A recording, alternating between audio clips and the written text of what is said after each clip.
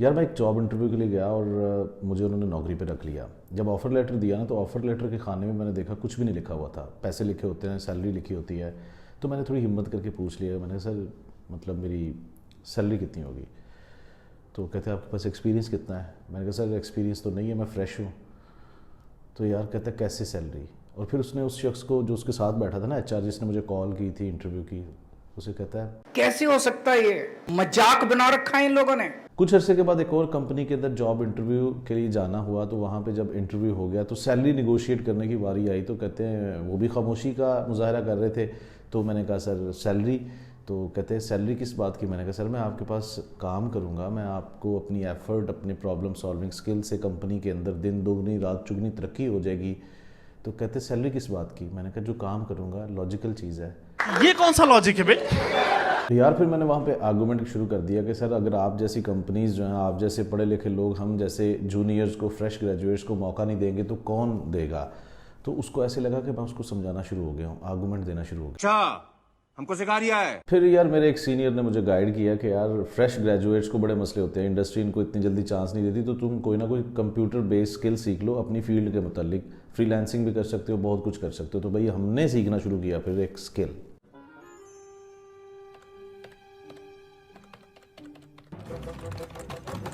फिर मेरे सीनियर ने मुझे एक और पॉइंट भी बताया कि यार अपने हल्का अहबाब में देखो, अगर कोई आपकी फील्ड से मुतल्लिक लोग काम कर रहे हैं तो उनसे फेवर लो, रेफरेंस के तौर पे अगर कोई नौकरी करवा दे।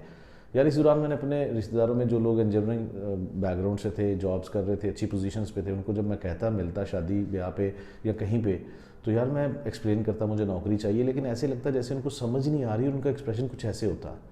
अरे कहना क्या चाहते हो। ऐसा नहीं है कि सब रिश्तेदार एक जैसे होते हैं, कुछ ऐसे भी होते हैं कि नौकरी ये भी नहीं लगवाते, लेकिन जब भी मिलते हैं ना आपको तसल्ली और आपको लारा ऐसे लगाते हैं ना कि ब्रायन लारा भी उनके आगे कुछ नहीं है। आप 50वीं दफ़ा भी इनके सामने अपनी बेरोजगारी का रोना रोएंगे ना तो ये यही कहेंगे। टेंशन नहीं लेने का अपुन है ना। और ऊपर से हमारी यूनिवर्सिटीज़ के अंदर हमें जो इंडस्ट्री के अंदर सबसे रिक्वायर्ड चीज़ें होती हैं ना, उनमें से कुछ भी नहीं सिखाया जाता। बिलीव मी कि आपने जॉब इंटरव्यू कैसे तैयारी करनी है, कम्युनिकेशंस के नाम पे कोई चीज़ होती नहीं है। अगर होती भी है तो हम लोग 95% पार्टिसिपेट नहीं करते। और फिर जॉब इंटरव्यूज़ आते हैं ना तो हमारी हालत, जब हम अपने आप के बारे में बता रहे होते हैं इंटरव्यू को, वो गलती से सवाल पूछ लेता है कि इंट्रोड्यूस योरसेल्फ, तो कुछ ऐसी सूरत हाल हो जाती है उसकी। अबे जल्दी बोल, कल सुबह पनवेल निकलना। यार ऐसा हम सबके साथ होता है, जब हम किसी सवाल का जवाब देते हैं ना बाद में सोचना शुरू करते हैं यार अब मौका मिले ना तो मैं इस सवाल को इस अंदाज से बयान करता कि अगला बंदा इंप्रेस हो जाता। यार हमें दूसरा क्या तीसरा चौथा मौका भी मिल जाए ना तो यही एक एक्सप्रेशन होगा इस इंटरव्यू का। बहुत मनुष्य लग रहे हो, मत करो, रहने दो, बहुत बुरे लग रहे हो।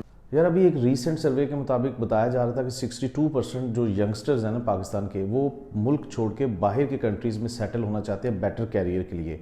पता है क्यों? क्योंकि पाकिस्तान के अंदर लोकल इंडस्ट्री उनको पता क्या सैलरीज ऑफर कर रही हैं। जब वो सैलरी पूछते हैं ना 150 रुपया देगा, और इतनी सैलरी सुनने के बाद ना भाई हालत।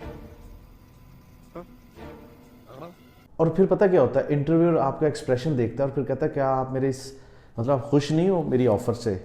तो क्या नाचो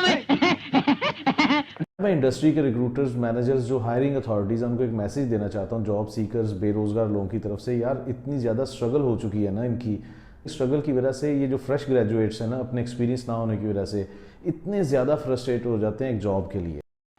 ओह गॉड, एक बार दिला दे। फ्रस्ट्रेशन की सबसे बड़ी वजह पता क्या होती है कि आप जब घर से निकलते हो ना तो बाहर लोग, मोहल्ले के रिश्तेदार, दोस्त आपके लिए कि आपकी नौकरी हुई या नहीं हुई, कब होगी, कैसे होगी, क्यों नहीं हो रही, ये सवाल लिए ऐसे खड़े होते हैं। अगर आप किसी को बहादुरी के साथ ये कह दो ना कि भाई हाँ हो जाएगी, 10 दिन के अंदर जवाब आ रहा है, तो ये लोग पता क्या करते हैं, मस्त जोक मारा रे, ये हंस रहे हल्का। हायरिंग अथॉरिटीज जब फ्रेश ग्रेजुएट को चांस नहीं देते, वो बेरोजगार रहता है, वो खुद से क्वेश्चन करता है, कंप्लेन करता है सोसाइटी से, अब उसको कोई चांस नहीं दे रहा। तो यार इससे फ्रस्ट्रेशन पता है इसलिए भी बढ़ जाती है कि आप पे कोई एतबार नहीं कर रहा, क्योंकि एक बेरोजगार शख्स को कोई उधार भी नहीं देता। तो इस दौरान जॉब हंटिंग के लिए ट्रैवलिंग करनी है, अपने कुछ डॉक्यूमेंट्स पूरे करने, पैसों की ज़रूरत पड़ जाती है। और इस तरह के लोग जो किसी से अगर उधार मांगे ना तो इनकार तो होता ही है, लेकिन यार एतबार ना होने की वजह से ये लोग कुछ इस तरीके से जवाब देते हैं। साले का खोपड़ी तोड़।